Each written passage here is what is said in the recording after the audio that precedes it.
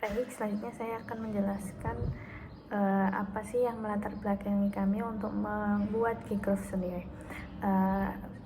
Latar belakang kami itu karena akibat pandemi dari COVID-19 di Indonesia sendiri angka pengangguran itu meningkat drastis hingga 6,49% atau sama dengan 9,10 juta orang pada tahun 2021. Nah, pemerintah sendiri telah berupaya untuk memperbaiki ekonomi dengan menciptakan kartu prakerja untuk pelatihan meningkatkan kompetensi.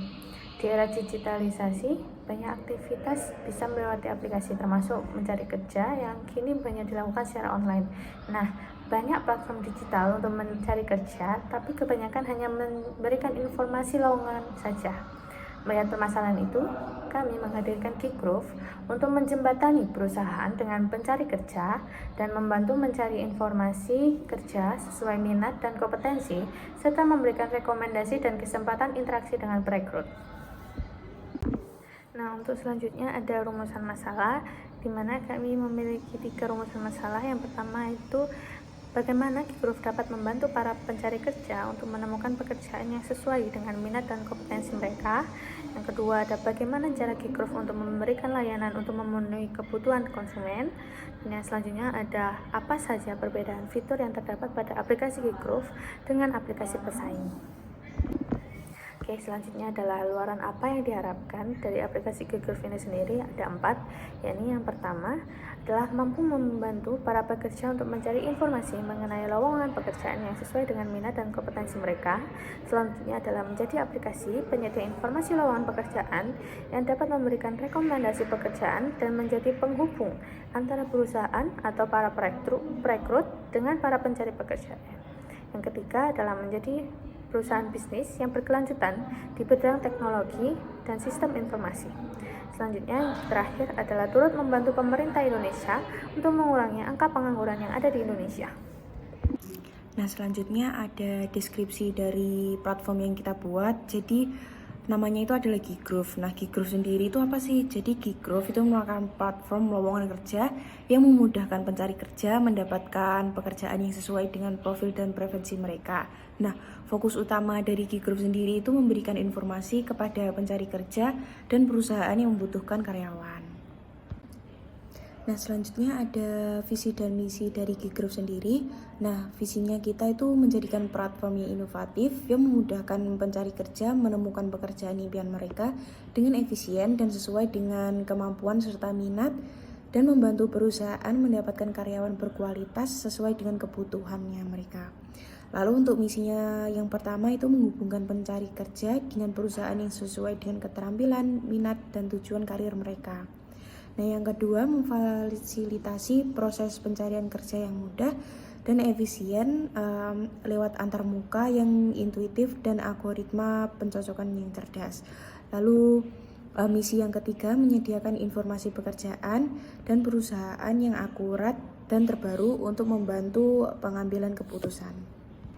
Nah, ini dapat dilihat prototipe kita yang diawali dari registrasi, kemudian terdapat rekomendasi sesuai profil minat bakat kita, dan kita dapat langsung melamar, kemudian akan diarahkan untuk interview bagi yang memenuhi di seleksi awal.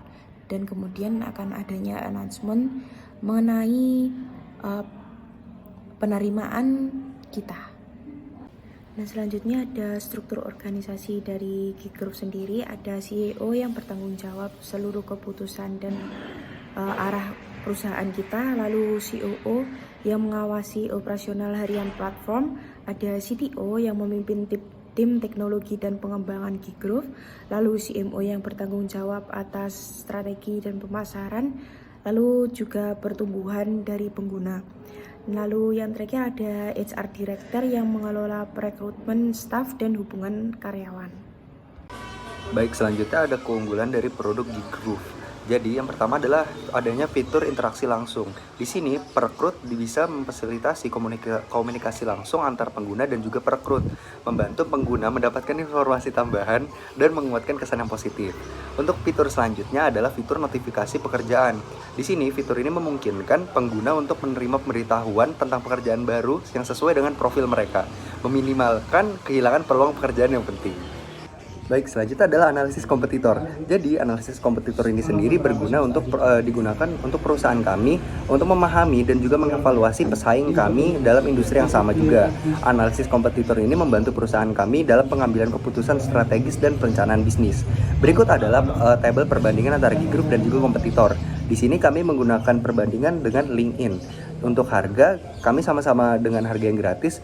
Kemudian untuk real time job notification, Gigroup memilikinya, sedangkan LinkedIn tidak. Kemudian selanjutnya jumlah pengguna dan juga recruiter, di mana Gigroup masih sedikit, sedangkan LinkedIn sudah banyak. Terima kasih. Selanjutnya adalah analisis model STP. Jadi yang pertama adalah segmenting. Untuk demografis digunakan untuk membedakan pengguna berdasarkan usia, jenis kelamin, pendidikan, pengalaman kerja, dan juga lokasi geografis mereka. Kemudian selanjutnya pada psikologis, kami itu digunakan untuk membedakan pengguna berdasarkan nilai, keunggulan, minat, sikap mereka. Kemudian selanjutnya adalah perilaku. Hal ini adalah mengelompokkan pengguna berdasarkan perilaku mereka terkait pencari kerja online, seperti frekuensi pencarian kerja dan juga jenis kerja yang diminati.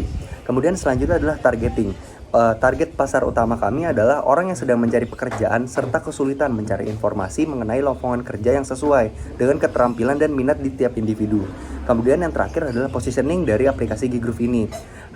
Kami memposisikan sebagai solusi terbaik bagi target yang dapat memberikan keunggulan unik platform dalam memenuhi kebutuhan target dengan memberikan informasi melalui notifikasi dan memudahkan pengguna menemukan pekerjaan yang cocok dengan skill dan minat dengan cepat dan efisien.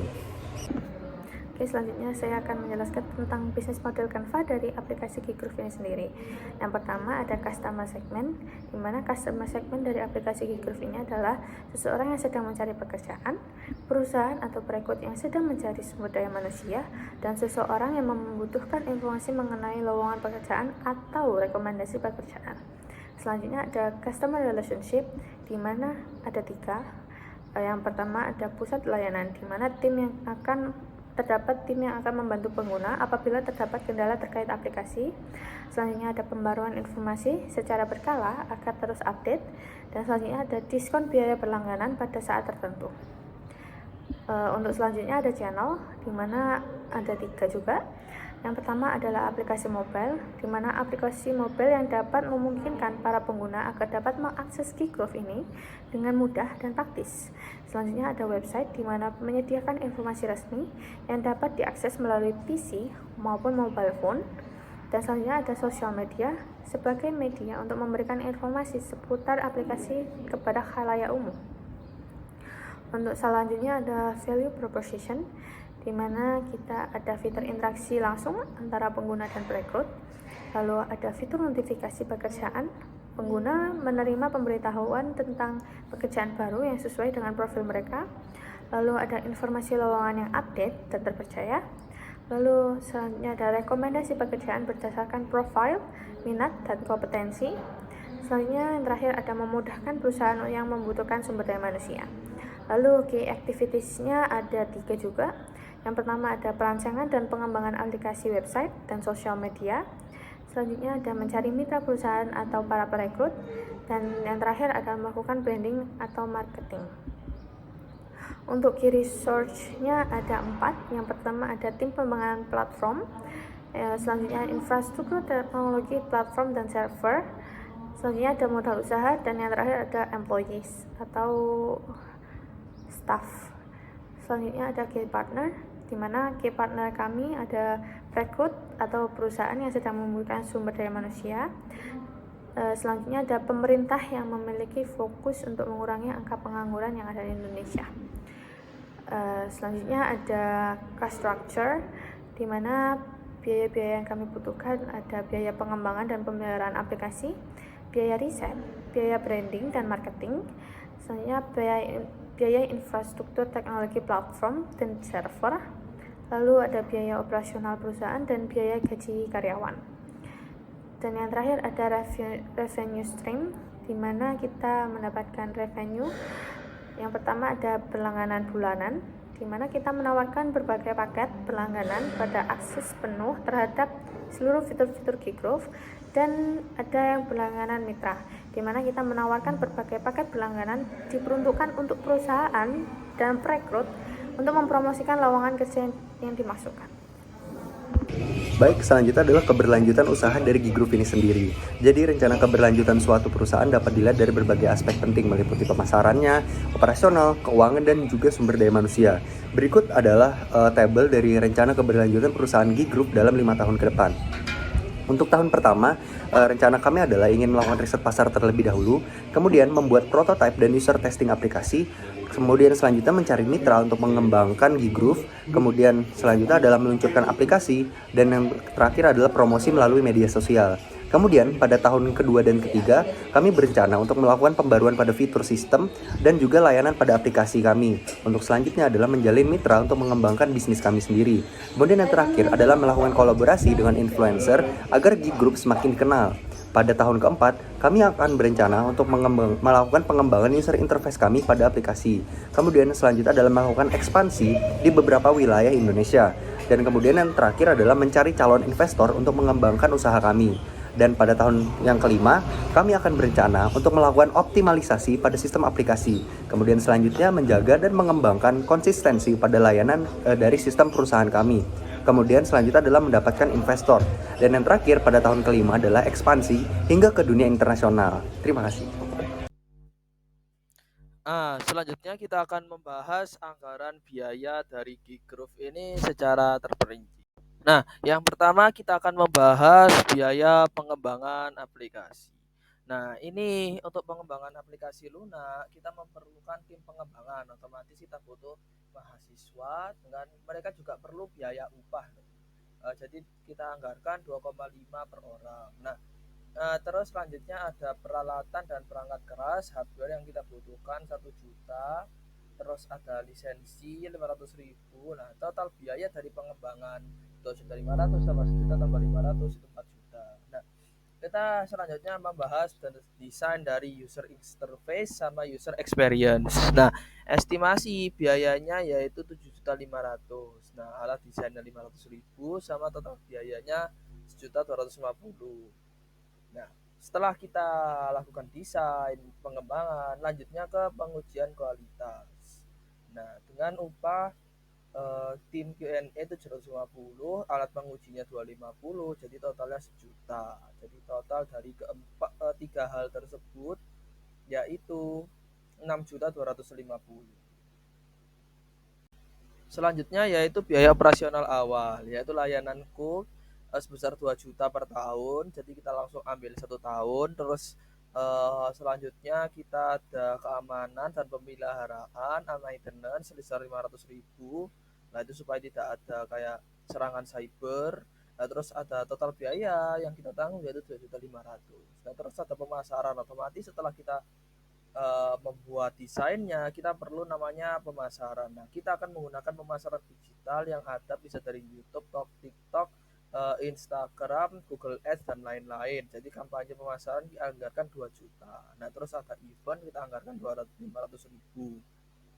Jadi totalnya 250.000 untuk marketing. Jadi biaya operasional awal, infrastruktur server dan marketing 5 juta. Nah, selanjutnya kita akan membahas tentang gaji pengeluaran tim. Jadi gaji pengeluaran tim per bulan setelah aplikasi ini sudah jalan yaitu 1 juta per orang. Nah, terus operasional biaya kantornya 250. Nah, terus totalnya 1.250. Terus ada kita lanjut ke iklankan. Di awal-awal kita sudah menggunakan iklan. Nah, selanjutnya kita diiklankan lagi sebesar 500.000 per bulan. Nah, terus untuk strategi peningkatan pengguna supaya banyak orang yang mau memakai produk kita yaitu 250. Jadi totalnya itu 250. Jadi total biaya untuk operasional yaitu 2 juta. Nah, terus itu ada rinciannya 6.250, 5 juta sama 2 juta. Nah, itu untuk kita menggunakan aplikasi grup. Jadi total biaya yang kita perlukan yaitu kurang lebih sebesar 13.250.000. Nah, ini selanjutnya jadwal kegiatan. Kegiatan kita ini sesuai, jadi sesuai yang ada dicantumkan. Nah, itu yang saya garis-garis itu sesuai minggu. Nah, yang pertama diawali dengan 2 minggu, 2 minggu, dan yang terakhir monitoring itu kita lakukan 3 minggu terakhir. Itu sesuai dengan apa yang ada di jadwal. Itu seperti deadline-nya seperti itu.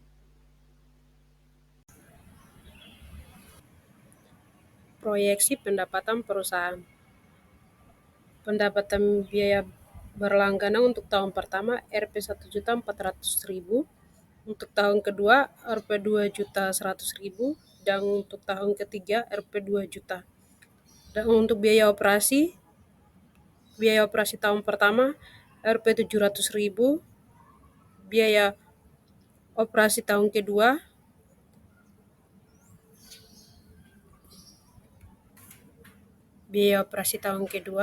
Rp 980.000, dan untuk tahun ketiga Rp 1.260.000. Untuk laba kotor tahun pertama Rp 700.000, dan untuk tahun kedua 1.120.000, dan untuk tahun ketiga 1.540.000. Beban operasional lainnya. Untuk tahun pertama Rp 280.000, dan untuk tahun kedua Rp 330.000, dan untuk tahun ketiga Rp 420.000. Beban bersih sebelum pajak. Untuk tahun pertama 420.000, untuk tahun kedua 770.000, dan untuk tahun ketiga 1.120.000. Laba bersih untuk tahun pertama 294.000, tahun ketiga 539.000, dan tahun kedua 539.000, dan tahun ketiga 784.000. Rencana pelaksanaan usaha. Rencana pelaksanaan usaha ini dibagi menjadi beberapa poin. Yang pertama, pengembangan platform. Yang kedua, riset pasar mendalam. Yang ketiga, strategi pemasaran yang tepat. Yang keempat, mengelola sumber daya dan kualitas layanan. Yang kelima, keuangan dan pengelolaan risiko. Yang keenam, kepatuhan dan regulasi. Yang ketujuh, inovasi berkelanjutan. Dan yang kedelapan, ekspansi dan pertumbuhan.